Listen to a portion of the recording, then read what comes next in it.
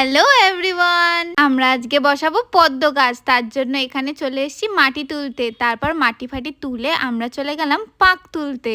আর এই দেখো, আমাদের এখানে কিন্তু 9 মাসে 6 মাসে জল জমেই থাকে। তারপর আমরা মিটার বক্স থেকে কোদাল নিয়ে দেখো রাস্তা থেকে পাক তুলে নিলাম। এদিক ওদিক থেকে অনেকটাই তুলে নিয়েছিলাম আমরা। তারপর এখানে একটা বড় গামলাতে আমরা এখানে 50 টাকার মতন ভার্মি কম্পোস্ট মিশিয়ে নিলাম। তারপর যেই পাকটা তুলেছিলাম আর মাটি নিয়ে এসেছিলাম, ওই দুটোকে ভালো করে মিক্স করে হাত দিয়ে ভালো করে দলাই মলাই করে চটকে নিলাম। এদিকে আমি পাকের সাথে মাটিগুলোকে ভালো করে মিক্স করে নিচ্ছিলাম, আর ওদিকে আবির ভার্মি কম্পোস্টের সাথে একটু একটু করে মাটি মেশাচ্ছিল।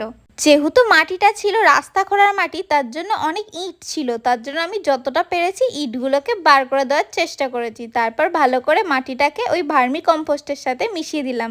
তারপর আমরা 3টে গাছকে 3 দিকে বসিয়ে দিলাম। 3টে গাছকে 3 দিকে বসানো হয়ে গেছে। এবার আমি ভাইকে বললাম, যা গামলাটা গিয়ে এবার ছাদে রেখে আয়। তার জন্য ও দৌড়ে দৌড়ে গিয়ে গামলাটা গিয়ে ছাদে গিয়ে বসিয়ে দিল। সবকিছু প্রায় হয়ে গেছে। এবার আবির শুধু এর মধ্যে জলটাকে ঢালবে। 1 বালতি জল নিয়ে এসছে, তারপর ওর মধ্যে পুরোটাই 1 বালতি ঢেলে দিল। 1 বালতিতে হয়নি, তার জন্য আরেক বালতি জল এখানে পুরো ভরে দেওয়া হলো। ব্যাস, আমাদের পদ্ম গাছ বসানো কমপ্লিট হয়ে গেছে। তোমরা যদি এই পদ্ম গাছের আপডেট পেতে চাও, তাহলে কিন্তু আমাকে ফলো করে নিতে পারো। আমি তোমাদের সাথে আপডেট শেয়ার করে দেবো। Tata, bye bye.